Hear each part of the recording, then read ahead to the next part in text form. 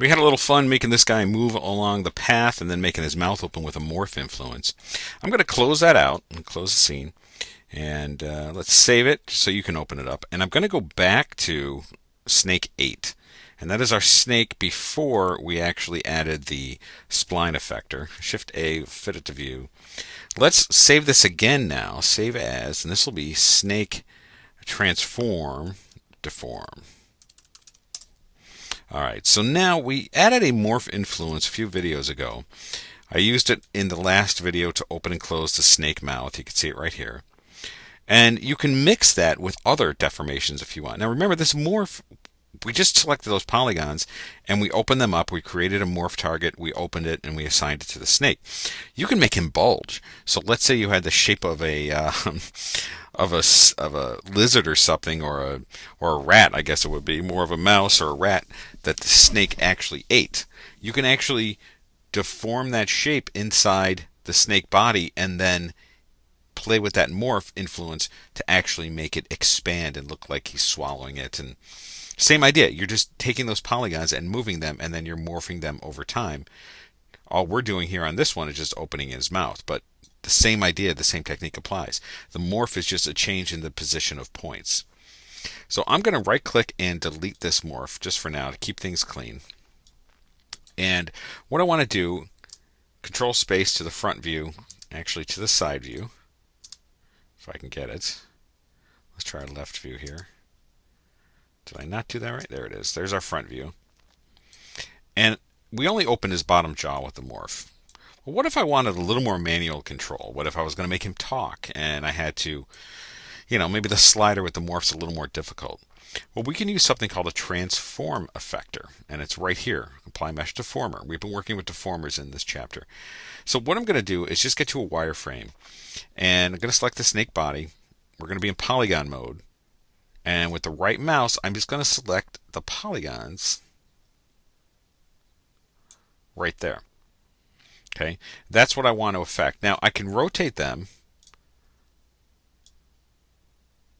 but over time, that's kind of a hassle to actually select those polygons, do the rotation and everything else. How can I do it where I have just a control handle? That's what a transform effector is. So if I add this, let me back out, you'll see it adds it right down here. Now if I select that, go to item mode this time, click right on it. Sometimes they're a little hard to select. There it is. What will happen is I start transforming the entire object. That's not what I want. I just want it down by the chin. So I'll go to setup mode. That allows us to take that transform effector and move it and not have any influence. Turn off setup.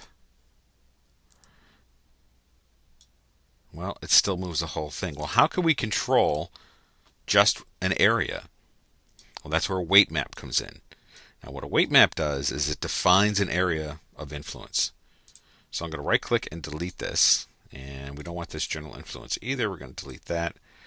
So we'll come back here to polygon mode, right mouse around the area that we want to select, and I think that'll work pretty well.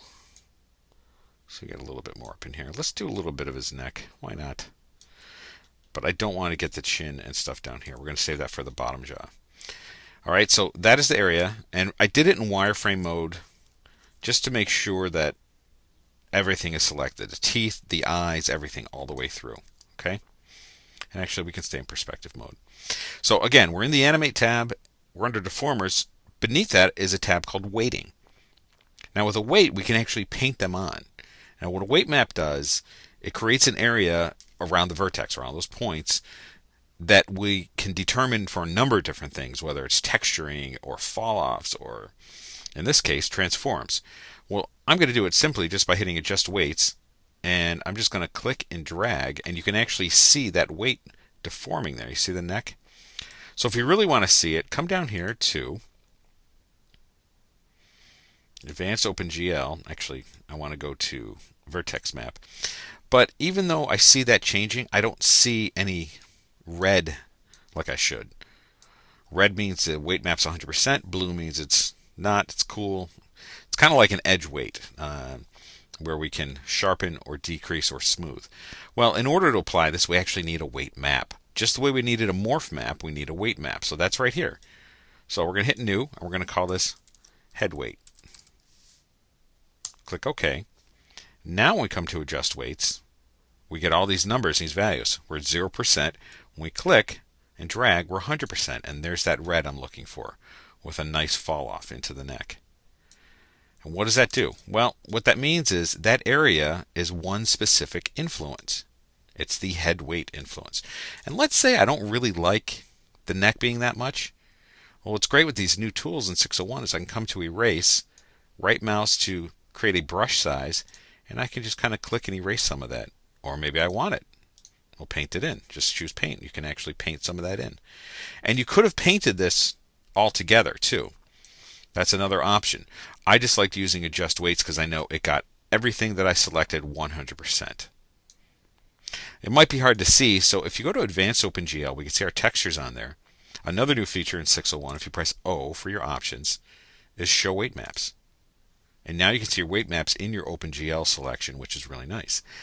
So let's keep that on for the time being. Let's go back to Deformers, add a Transform effector, and we'll click this right here. Here's our Transform. Let's back out to make sure it's not in the center. Here's our effector. Press W. Let's select it first. Go back to Item Mode.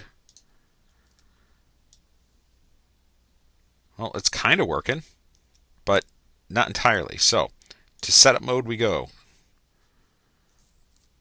Let's move this back here to where we want the action to happen from. And let's hold the Alt Option key and rotate around. It's centered out, which is great. Turn off Setup Mode. I'm going to press my E key for rotate. And we're going to rotate right on the Z, and there we go. So now we can, anytime we want, control just that head movement with a nice little fall off into the neck. You don't want just the head to move. You want a little influence in the body. And that's where that faded weight map will work. So if you think about anything you're trying to control, you can very easily paint or erase where you want that influence. And as you animate something, if you see it maybe affecting too much, you can go back into that weight map and paint some out, paint some in, whatever you need. And let's press O again and turn off Show Weight Maps. And so now we've got full control over the head. So let's do it one more time. We'll come back to the front view. I'm going to go to Wireframe just to make sure. And we're going to do the bottom area here. And I'm using my middle mouse just in case. You can use your right mouse button. Oh, my bad. Polygon mode. You don't want to select the whole item. You want to select just the polygons. And make sure we get those teeth. I'll try it one more time if I could seem to get the polygon mode eluding me today. Alright, so there is just the bottom area of the mouth. Control space to a perspective view. Looks like we got it. Okay, we'll get to weighting. We'll click New, and we'll call this Jaw Weight. Adjust weights, and then click and drag, and you'll see those values. Might be hard for you to see. Each one of those vertex shows 100%. And you can go here to Vertex Map, and there it is. And the reason you can't see the top one is because we have the lower one selected. So there's the top, there's the bottom. And I think the fall off is pretty nice. Now you can add, just because the top covers the top part of the body and the bottom covers the bottom, you can add influence to the top if you want for that weight. They can overlap. But then we're going to come back here to Deformers, and we'll add another one. And because we had that weight map already selected, Modo did a nice job and dropped that right in the center of it. Unlike when we had no weight map and we just added a transform effector, it dropped it right in the center of the item itself. So we're going to go to Setup Mode. And if I get back to Items, we're going to take that guy, press Transform. I'll move it here. Now you can use some of the match and align tools so that you can see there's the other transform effector right at the top. But this one's actually pretty easy to set up. It doesn't have to be 100% exact like a round eyeball or something. Excuse me. But in the setup mode, you can use some other tools in there that quickly allow you to match and align and copy and possibly use a drop action. But we're going to do that a little bit more when we rig our character a little bit later on. So turn off setup. Let's get here to Advanced OpenGL. And this transform effector, I'm going to call it lower jaw control, just so you can make it clear. And then a top one, we'll right click and say head control. There's no reason you shouldn't rename those. And under display, you can actually change the locator shape. So the shape of that head control, we can say it's custom. You can see right there, there's a box. Maybe we want it more of a cylinder. And we can increase the radius of it, perhaps, like that, so we know that that's that control. And we'll just bring the Z value down. We don't need it to be thick. And then we'll just turn off solid. And then you can do the same for the bottom. Locator control.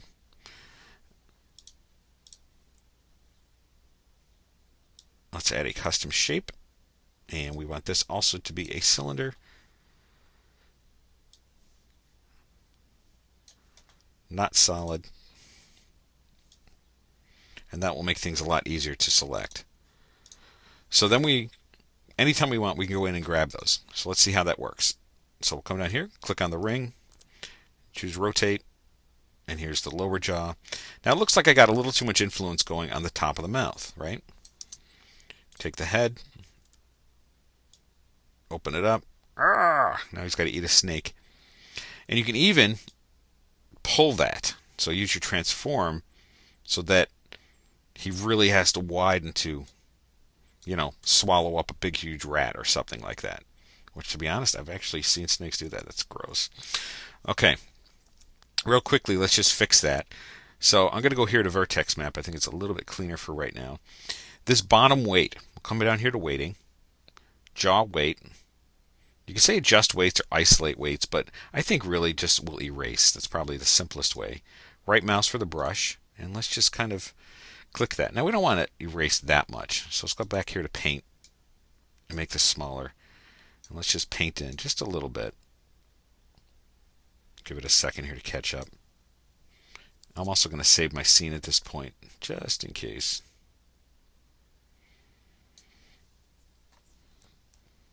And I'm painting in just small amounts.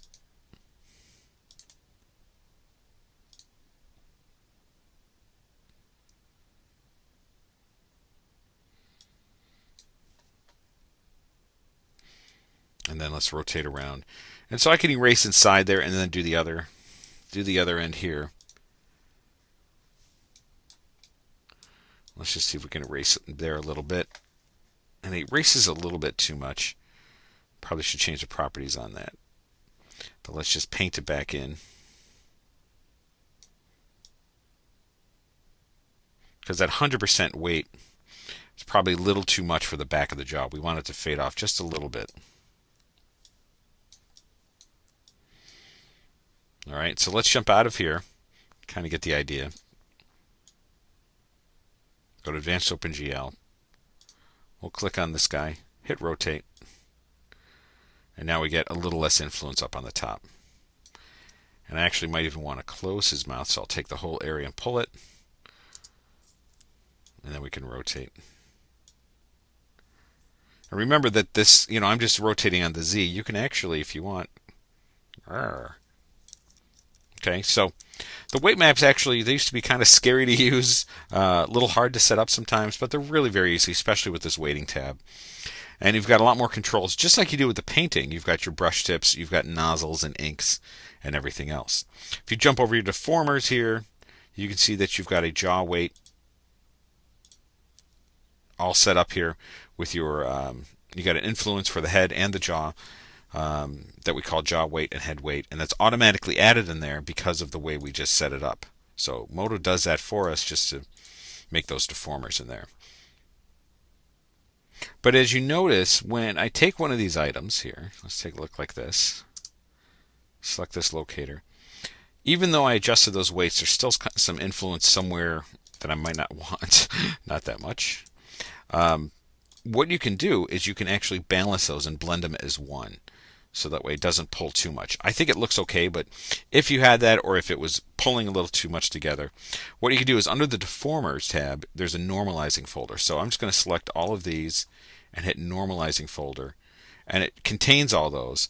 And what that does is it blends those all together so it's like one weight map. And you can see that now there's even more influence on the neck. It just puts them all together. You may or may not need to do that depending on what you're doing in the scene. But just something to be conscious of that you can do if you're blending a couple of weight maps and a couple of influences together. So I'm going to save this out. I might come back later and I'll let you do it. Maybe a little too much influence there on that neck. And all you have to do is just take a look at your vertex map, come to weighting, go to the head weight, and then we can just erase away some of this influence right in here. So pretty easy to set up. I'm going to save the scene again just to make sure you can load that up. Let's move on to just a little bit more deforming, and then we get into blobs and volumetrics and lights and all the other fun things.